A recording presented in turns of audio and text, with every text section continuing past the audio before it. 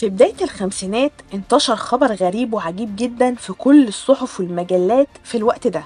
الخبر ده لو سمعتوه هتستغربوه وعمركم ما هتصدقوه. عارفين الخبر ده كان بيقول ايه؟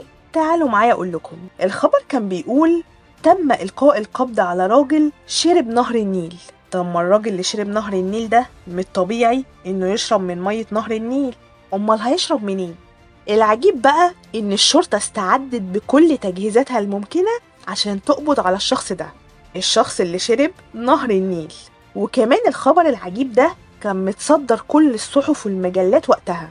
في واحدة من المجلات الصادرة في يونيو 1952 كان نص الخبر بيقول: جلست تستمتع إليه مضطرة فهي تنفر منه لكنها لم تملك منه فكاكا، فهي راقصة ضعيفة تسعى إلى الرزق، أما هو فمن أولئك الذين يفرضون إرادتهم على من هم أضعف منهم. إيه معنى الكلام ده بقى؟ القصة باختصار بتقول إن كان في شخص ظالم فارض سيطرته على حبيبته واللي كانت بتشتغل رقاصة، وفي يوم من الأيام قال لها إنه خلاص قرر بعد أيام معدودة إنه هيشرب نهر النيل.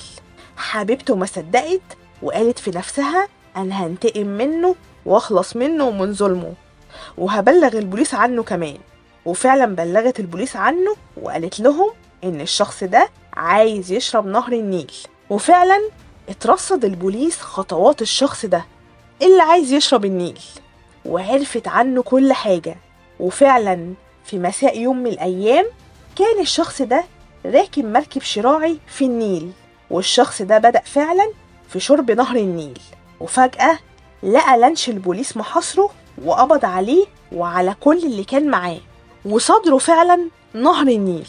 طبعا انتوا مش فاهمين اي حاجة لحد دلوقتي والموضوع حاسينه انه خزعبلات واوهام، لكن هقول لكم اصبروا عليا.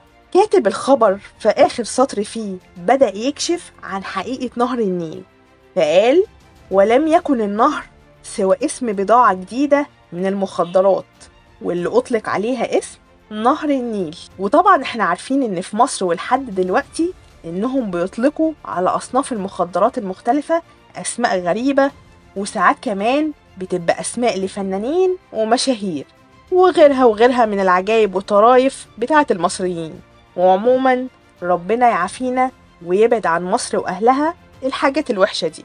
وبس كده، لو عجبكم الفيديو ما تنسوش تشتركوا في القناة وتفعلوا زر الجرس عشان يوصلكم كل جديد.